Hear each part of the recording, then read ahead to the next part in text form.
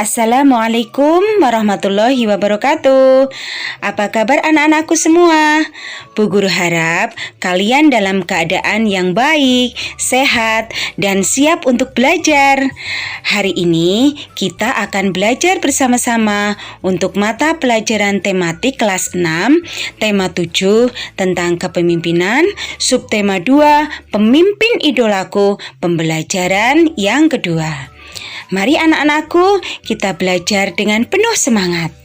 Nah, sebelum pembelajaran dimulai, mari kita awali dengan membaca doa. Bismillahirrahmanirrahim. Anak-anakku yang hebat, apakah kamu pernah mendengar nama Bagong Kussudiardjo?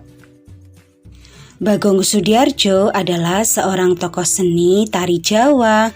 Beliau mempunyai sanggar tari di Yogyakarta. Beliau menciptakan banyak karya tari. Beliau juga memimpin pertunjukan tari. Nah, untuk lebih mengenal Bagong Kussudiardjo, silakan kalian baca teks yang berjudul Bagong Kussudiardjo di buku tema 7 halaman 62. Bacalah dengan teliti dan pahami isinya ya. Nah, setelah kalian membaca teks Bagong Kussudiardjo tersebut, mari kita tuliskan informasi-informasi penting mengenai Pak Bagong Kussudiardjo dari teks bacaan Bagong Kussudiardjo. Yang kita dapatkan dari bacaan tadi adalah Bagong Kussudiardjo adalah seorang seniman serba bisa. Beliau lahir di Yogyakarta tanggal 9 Oktober 1928. Beliau belajar di Akademi Seni Rupa Indonesia atau ASRI tahun 1954. Beliau juga belajar koreografi dari Martha Graham di New York, Amerika Serikat.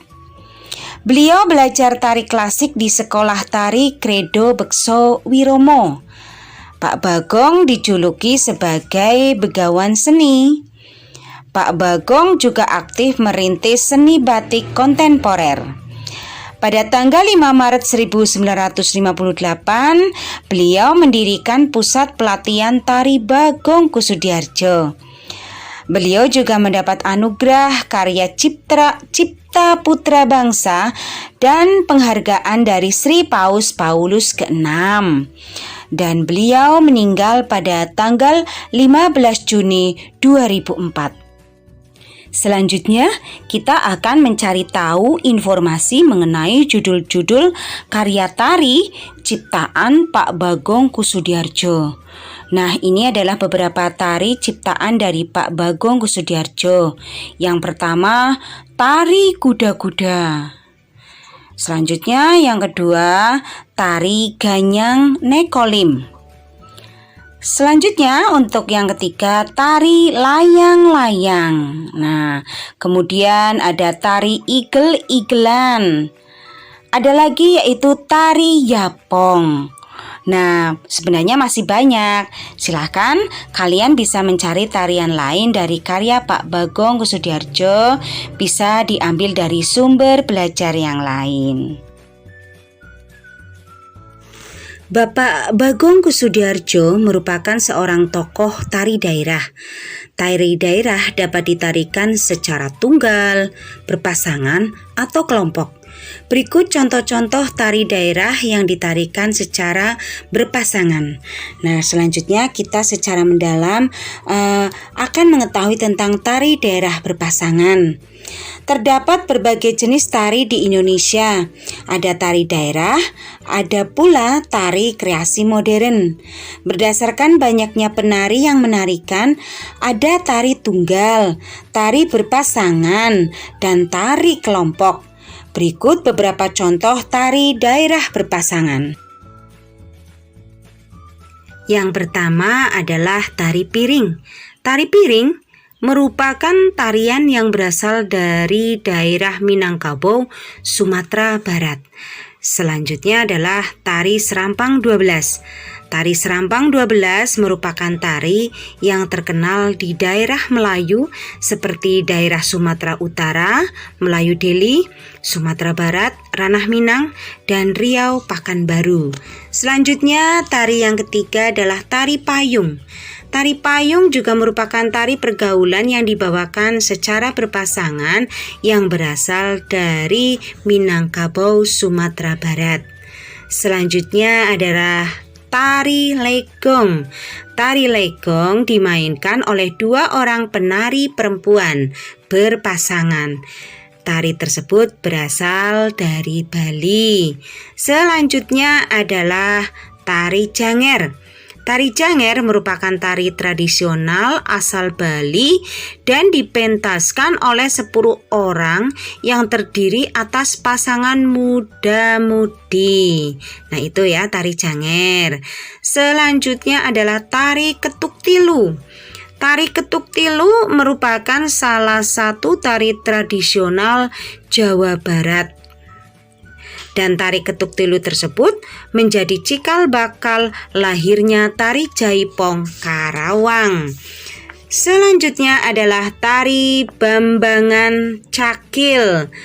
Tari Bambangan Cakil merupakan tarian klasik yang terdapat di Jawa Tengah. Selanjutnya yang ke-8 adalah tari Sapin.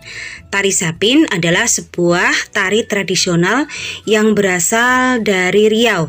Tari ini syarat dengan nuansa keislaman, hasil dari proses akulturasi budaya Melayu dan budaya Islam di masa silam. Selanjutnya adalah tari gandrung. Tari gandrung adalah salah satu jenis tari tradisional khas yang berasal dari Kabupaten Banyuwangi, Jawa Timur. Selanjutnya yang ke-10 adalah tari golek menak. Tari golek menak adalah tari klasik yang lahir dari Keraton Yogyakarta. Dan tarian golek menak ini diciptakan oleh Sri Sultan Hamengkubuwono ke-9 dan pertama kali dipentaskan pada sekitar tahun 1941. Nah, demikian tadi adalah beberapa contoh tarian daerah berpasangan yang berada di Indonesia. Sebenarnya masih banyak lagi ya tari-tarian yang ada di Indonesia secara berpasangan karena kebudayaan bangsa Indonesia yang sangat kaya. Gerakan tari berpasangan dapat dilakukan antara laki-laki dan perempuan, perempuan dan perempuan, atau laki-laki dan laki-laki. Namun dalam pelaksanaannya tidak selalu hanya 2 orang penari yang menarikan. Dalam pementasannya, tarian dapat ditarikan oleh beberapa pasang penari sekaligus. Peran tiap penari berbeda-beda, tetapi masing-masing penari berperan serta untuk menghasilkan sajian tari yang terlihat indah dan harmonis. Remaja yang sedang dalam masa pubertas biasanya banyak beraktivitas. Kelenjar keringat dan kelenjar minyak juga lebih aktif akibat pengaruh hormon. Apabila kalian tidak memperhatikan kebersihan badan dan pakaian, tentu akan menimbulkan masalah bagi kesehatan dan dalam pergaulan bersama teman-teman. Tarian yang panjang dan gerak tari yang bersemangat dapat menyebabkan penari berkeringat banyak. Iya, betul. Oleh karena itu, para penari sangat memperhatikan kebersihan badannya. Kita juga harus menjaga kebersihan badan. Nah, bagaimana sih cara menjaga kesehatan reproduksi pada masa pubertas? Selanjutnya akan Bu Guru jelaskan bagaimana cara menjaga organ reproduksi, yaitu antara lain 1. Memakai handuk yang lembut, bersih, tidak berbau atau lembab. Kemudian yang kedua, memakai celana dalam dengan bahan yang mudah menyerap keringat dan tidak terlalu ketat. Yang ketiga, hindari bertukar pakaian dalam dan handuk dengan orang lain. Yang keempat, pakaian dalam diganti minimal 2 kali dalam sehari. Selanjutnya yang kelima, bagi perempuan saat menstruasi dianjurkan untuk mengganti pembalut 4 kali sehari atau setelah buang air kecil. Dan untuk laki-laki dianjurkan untuk khitan atau sunat agar menurunkan resiko kanker. Diharapkan kalian betul-betul dapat menjaga organ reproduksi agar tetap sehat. Nah, anak-anak hebat, demikian tadi pembelajaran tema 7 kepemimpinan, subtema 2 pemimpin idolaku, pembelajaran 2. Semoga bermanfaat untuk anak-anakku semua. Dan pesan Bu Guru, stay at home ya, tanggal 6 dan 7 Februari 2021 ini. Sekian, saya akhiri. Wassalamualaikum warahmatullahi wabarakatuh.